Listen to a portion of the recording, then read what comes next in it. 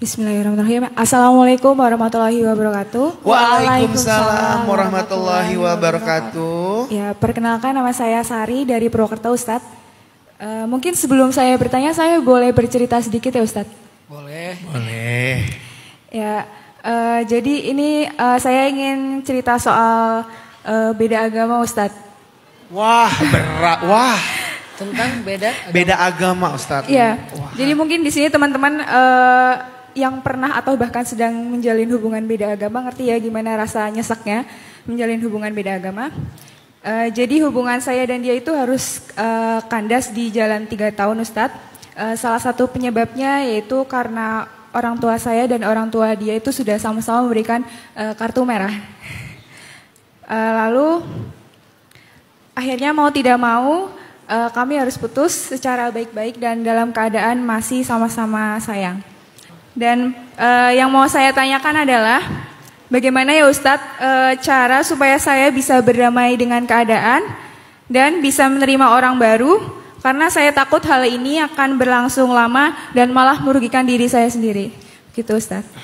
Mungkin saya sebelum tutup saya boleh baca sedikit quotes enggak? Boleh. Boleh. Okay. Bersama atau tidak bersama, aku tidak ingin memaksa perasaan ini.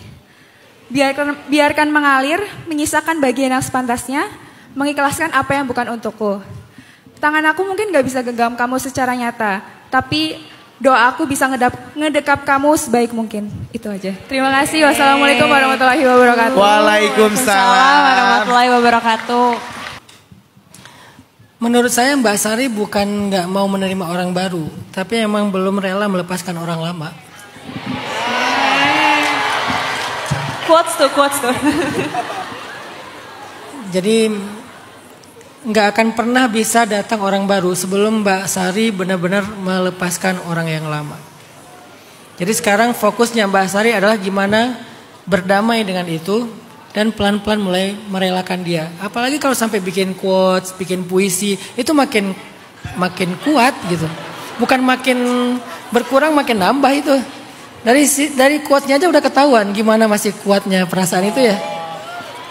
Jadi justru kalau dalam kondisi kayak gini, saya sarankan jangan pernah menerima orang baru dulu Mbak.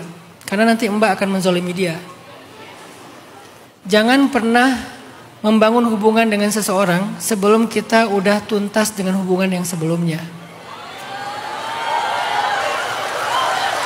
Oh, banyak yang relate yang belakang ya. Karena nanti tanpa kita sadari kita menyakiti banget dan itu nggak baik. Untuk siapapun itu nggak baik. Jadi sekarang kalau bisa saya kasih saran Mbak Sari belajar merelakan ini dulu aja. Nanti kalau udah faidza faraghta fansob. Farog itu artinya udah kosong. Farog itu nggak ada sisa, itu arti farog. Baru fansob bersungguh-sungguh dengan yang berikutnya. Tapi kalau masih ada sisa, itu namanya belum farog. Itu ayat tentang lapang dada.